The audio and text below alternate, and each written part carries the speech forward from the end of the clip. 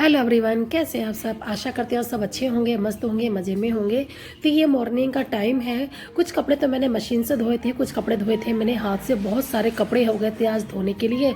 तो आज तो कपड़े मैंने मॉर्निंग में ही धो के डाल दिए थे। करीबन मेरे 10 बजे तक आज कपड़े धुल गए थे, जो कि मैं ना सारे काम ख़त्म करने के बाद ही कपड़े धोती हूँ। तो जब मैं कपड़े छत पर आई थी ना कपड़े फैलाने के लिए, क्योंकि मैं संडे के दिन ही तो घर पर आई थी, तो ये मंडे का दिन है। तो मैंने देखा छत पर बहुत सारा कूड़ा हो रहा था, क्योंकि एक हफ्ते से हम घर पर नहीं थे, तो बहुत कूड़ा हो गया था घर पर।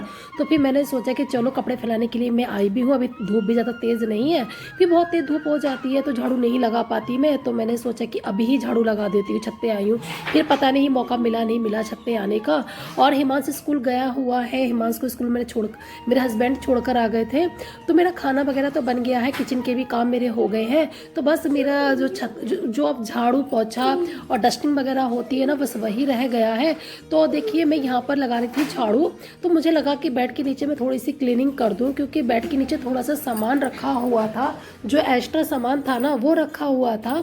तो शीशे वगैरह रखे हुए थे। ये शीशा तो मेरे काम का है जो बड़ा सा था, और छोटे छोटे 2 शीशे हैं जो मैंने अभी ऐसे ही रख दिए हैं। बट ये यूजलेस है, मैं इनको डस्टबिन में फेंकवा दूंगी, मेरे किसी काम के भी नहीं है ये। तो बहुत हल्के हैं, बहुत पतले से हैं, मैं इनका यूज़ कहीं भी नहीं कर सकती। और फिर मैंने नहा ली थी, काम वाम मेरा सारा हो गया था, हिमांशु भी स्कूल से आ गया था। तो फिर मुझे याद आया कि मेरे पास बहुत पहले मैंने ये परचेज़ किया था फ्लिपकार्ट से। आपके साथ मैंने शेयर भी किया था, जब मैं पुराने वाले घर में रहती थी तब मैंने आपके साथ शेयर किया था। तो फिर मैंने सोचा हो सकता है ये इस वाले घर के लिए ही आया था, क्योंकि वहाँ तो मैं इसको पेस्ट नहीं कर पाई। तो मैंने सोचा चलो इसको यहीं पे ही लगा देते हैं। मेरे समझ में नहीं आ रहा था मैं कहाँ लगाऊँ कहाँ लगाऊँ कहाँ लगाऊँ। फिर मुझे लगा कि चलो यहाँ लगा देते हैं, थोड़ा सा यहाँ अच्छा भी लगेगा। बट लगाते टाइम पर मैंने थोड़ी सी इसमें मिस्टेक कर दी। मिस्टेक क्या कर दी अभी बताऊँगी आपको बाद में। मुझे बहुत दुख हुआ इस बात का। फिर मैंने सोचा चलो कोई नहीं। हेलो एवरीवन, कैसे आप सब। आशा करते हैं सब अच्छे होंगे, मस्त होंगे, मज़े में होंगे। तो मैं बबली आप सबका आपके अपने चैनल हिमांशु ब्लॉग में तहे दिल से वेलकम करती हूँ। तो आज है वेडनेसडे, यानी कि है आज बुधवार, और घर का सारा काम हो गया है। हिमांशु ने खाना वगैरह सब कुछ खा लिया है, मैंने भी खा लिया। सारे काम जो रूटीन के होते हैं, नहाना धोना खाना पीना, वो सब कुछ हो चुका है फिनिश। और बज रहे हैं करीबन 2:45 के आसपास का टाइम है।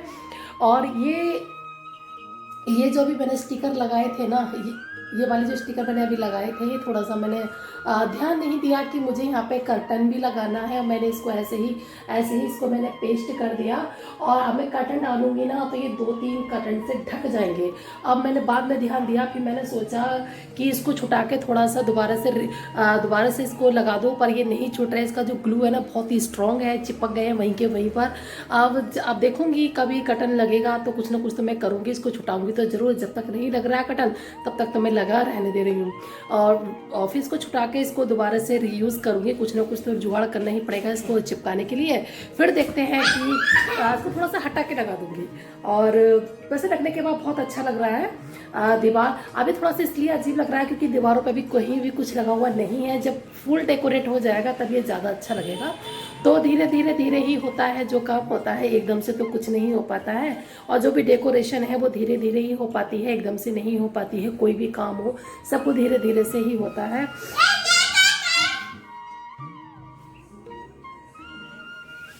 कितना शोर मचाते हैं बच्चे, बहुत शोर मचाते हैं। तो बस आगे का ब्लॉग करूँगी कंटिन्यू। कपड़े मेरे सूख गए हैं, छत पर जाना है, कपड़े लाने हैं उतार का। कपड़े आप बहुत सारे थे, 2 बाल्टी कपड़े थे। 1 बाल्टी हाथ से धोए थे और 1 बाल्टी मशीन से धोए थे। अभी 2 बाल्टी और है धोने के लिए, बट मैंने इसलिए नहीं धोए कि उन्हें फिर मैं सुखाती कहाँ पर। अब उनको मैं कल धोऊंगी, क्योंकि घर से आई थी तो कुछ कपड़े घर से तो नहीं लाई थी, गंदे कपड़े तो सारे धो के लाई थी। पर यहाँ पे मेरे बहुत कपड़े हो गए थे। जिस दिन मैं गई थी उस दिन के कपड़े थे, और बेडशीट वगैरह निकली थी, बहुत सारे कपड़े हो गए थे। तो बस अब धीरे धीरे ही कपड़े धुल रहे हैं।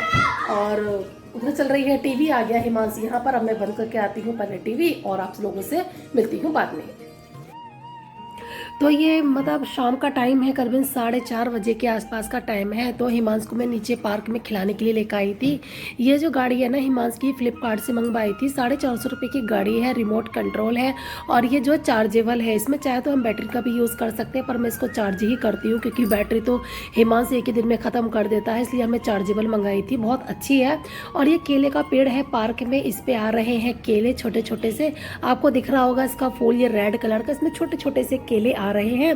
तो घर पे हम आ गए थे, मैं कपड़े भी उतार के लेकर आ गई थी। तो हम देख रहे थे यहाँ पे टीवी, और हिमांश यहाँ सोफे पे बैठा हुआ था। वो कह रहा था मेरी मर्जी का कार्टून लगाओ। तो मैंने कहा नहीं बेटा, सुबह से तुम ही देख रहे हो, थोड़ा सा मैं भी देख लूँ। तो उसने कहा नहीं नहीं, मुझे ही देखना है, मुझे ही देखना है। तो फाइनली फिर उसी की मर्जी का कार्टून मैंने लगा के दिया और उसने देखा, और थोड़ा सा मैंने भी देखा। कार्टून वैसे अच्छे लगते हैं देखने में, मतलब अच्छे से टाइम पास हो जाता है कार्टून। तो कार्टून देखने से मैं भी देख लेती हूँ, जब हिमांश देखता है तो हम मेरे हस्बैंड भी देख लेते हैं। अब क्या करें, बच्चों की जिद के आगे तो झुकना ही पड़ता है। तो और यहाँ चल रही है वीडियो मिस्टर इंडियन हैकर की। तो शाम का टाइम है और चाय ना बने ऐसा तो हो ही नहीं सकता।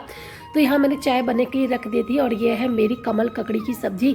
यहाँ तो इसको दिल्ली में तो कमल ककड़ी कहते हैं, मेरे यहाँ तो यूपी में इसको भसीड़ा कहते हैं। आपके यहाँ इसको क्या कहते हैं बताना ज़रूर। तो ये मोटे मोटे बहुत मोटे मोटे भी होते हैं, ये थोड़े पतले वाले थे। अब रात का हो गया था डिनर बनाने का टाइम, तो फटाफट से मैं बना लूँगी कमल ककड़ी की सब्जी। तो इसमें डाला है मैंने तेल, और ये कमल ककड़ी की सब्जी जो है ना, मुझे ज़्यादातर सच्ची बताऊँ ना, लोहे की कढ़ाई में ही अच्छी लगती है। तो आज मैं लोहे की कढ़ाई में बना रही हूँ सब्जी।